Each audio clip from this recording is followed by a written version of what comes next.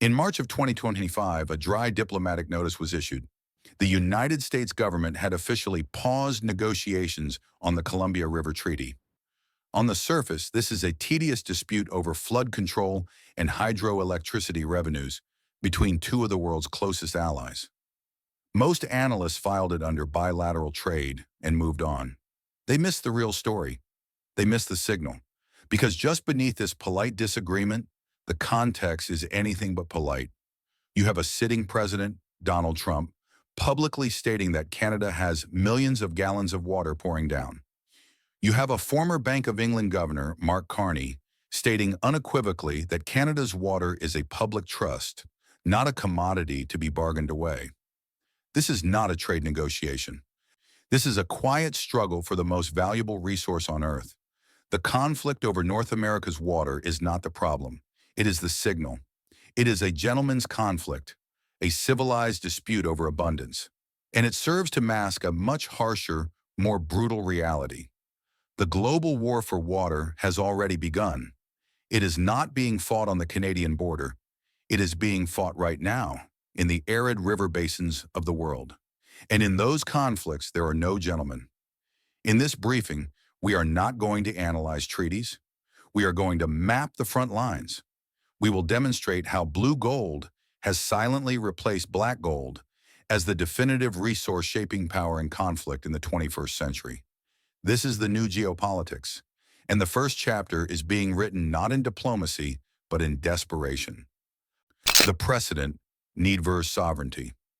Why would a superpower, the wealthiest economy in human history, need to publicly ask its neighbor for water? The answer is desperation. The American West is drying out. This is not a future projection, it is a current reality. The mighty Colorado River, the lifeblood of 40 million Americans, now rarely reaches the sea. Its water is consumed entirely before it can meet the ocean. Lake Mead, the nation's largest reservoir, is a terrifying spectacle. As of August 2025, its water levels are again approaching historic lows, threatening to fall below the record set in 2022. The infamous bathtub ring is not a warning. It is a tombstone for a dying ecosystem. This is the Achilles heel of a superpower.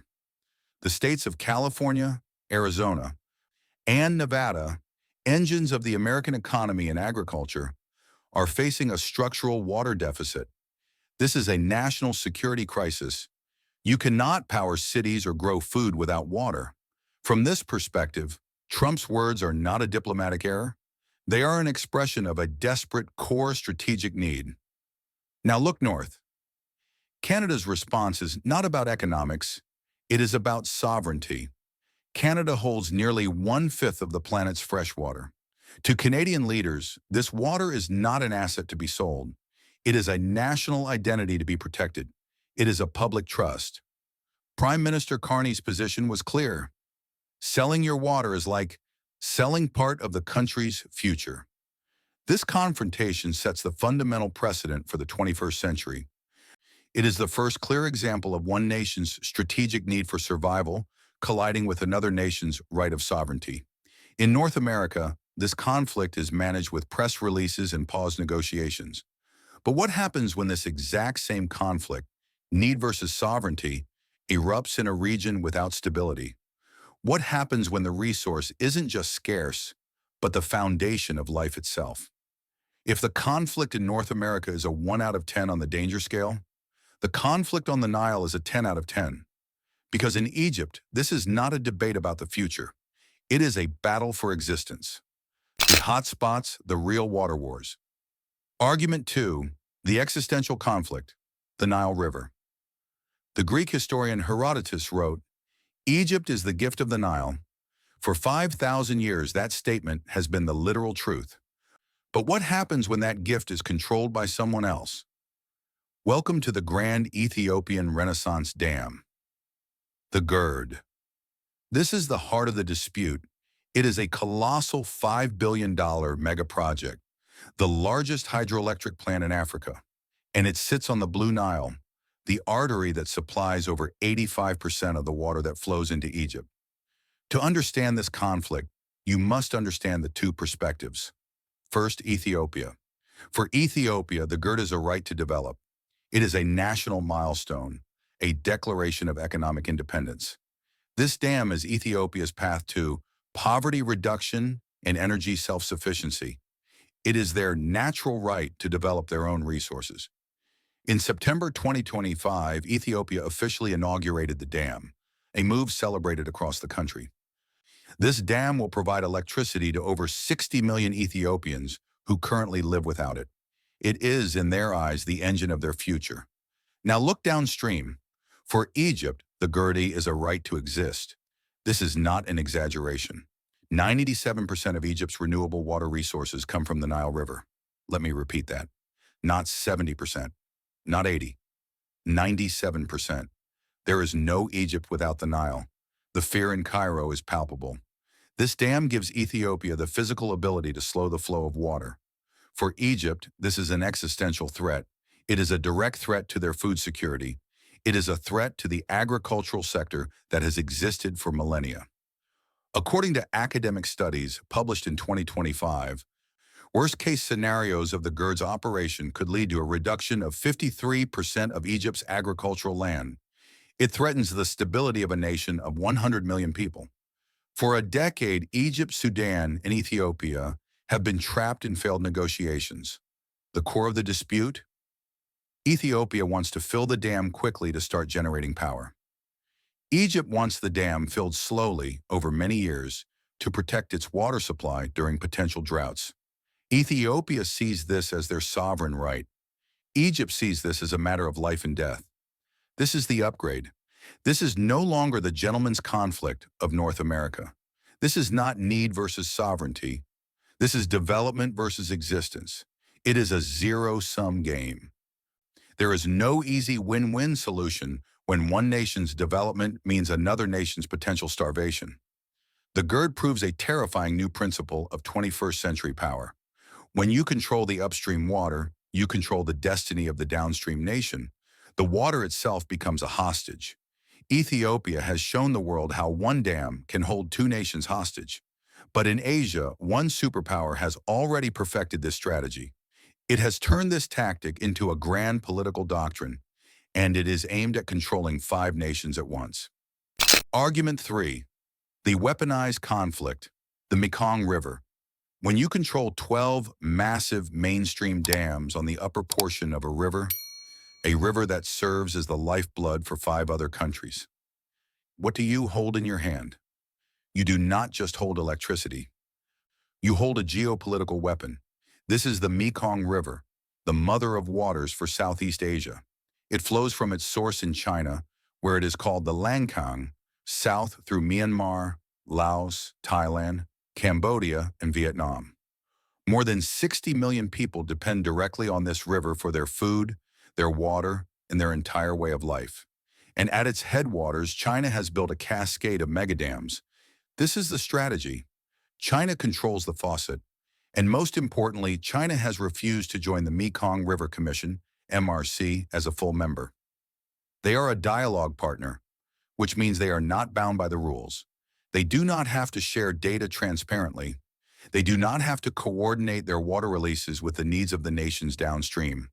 They have the power to turn the faucet on or off at will. And they have used it. This is not a theory. This is the painful reality for the nations downstream. While China has restricted water flow to fill its own reservoirs, the lower Mekong has suffered crippling droughts. The impacts are devastating. In Vietnam, the rice bowl of Asia, the Mekong Delta is being destroyed. The lack of fresh water flow allows salt water from the ocean to push deep inland, poisoning rice paddies and destroying crops.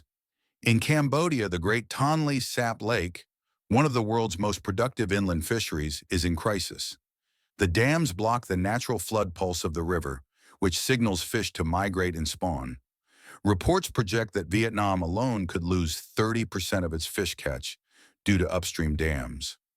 Millions of fishermen and farmers are losing their livelihoods. This is the very definition of hydropolitics. It is the political science of water. China is using water as a silent, powerful lever of power. When Vietnam protests China's actions in the South China Sea, When Laos or Cambodia are asked to align with Beijing's foreign policy, the dams are the unspoken threat. China does not need to send an army. It does not need to impose tariffs. It simply has to hold back the water. This is the full weaponization of water. It is quiet, it is deniable, and it is ruthlessly effective. We have now seen the three stages of this new conflict. We have seen the signal, a polite disagreement in North America. We have seen the existential conflict, a zero-sum battle for survival on the Nile. And we have seen the weapon, a tool of absolute state power on the Mekong. When we piece these three portraits together, what is the final image? What does the map of the 21st century truly look like? The conclusion, the new thesis, the spike, more dangerous than black gold. For years, we have heard the phrase, water is the new oil. This comparison is a dangerous understatement. It is fundamentally wrong. The truth is far more terrifying. You can substitute oil. You can power your economy with solar, with wind, with nuclear, or with natural gas. You cannot substitute water. There is no alternative to H2O for human survival, for agriculture, or for industry. Oil is a tool for creating wealth. Water is the foundation for life. Controlling the world's oil gives you economic power. Controlling the world's water gives you absolute power, the power over life and death itself. The 21st century competition for power will not be fought over oil fields. It will be fought over dams. It will be fought over rivers. It will be fought over the aquifers deep beneath our feet. This is the age of hydropolitics, the flywheel, the next briefing. But this conflict over rivers is only half of the story. While nations fight over existing streams, the real race, the silent technology race, is focused on creating fresh water from nothing. From massive desalination plants turning oceans into reservoirs, to seeding clouds to create rain. That is the focus of our next briefing, the strategic race for blue gold, and the nations like Israel and Singapore, who are already winning the future. The resonance point, the final question, from the polite diplomacy on the Canadian border to the existential desperation in Egypt and the weaponized control on the Mekong, a silent war for water is redrawing our world. As technology makes oil less critical, nations are realizing that water control is absolute power. This brings us to our final question. We ask you, which river do you believe will be the site of the first major water conflict and why?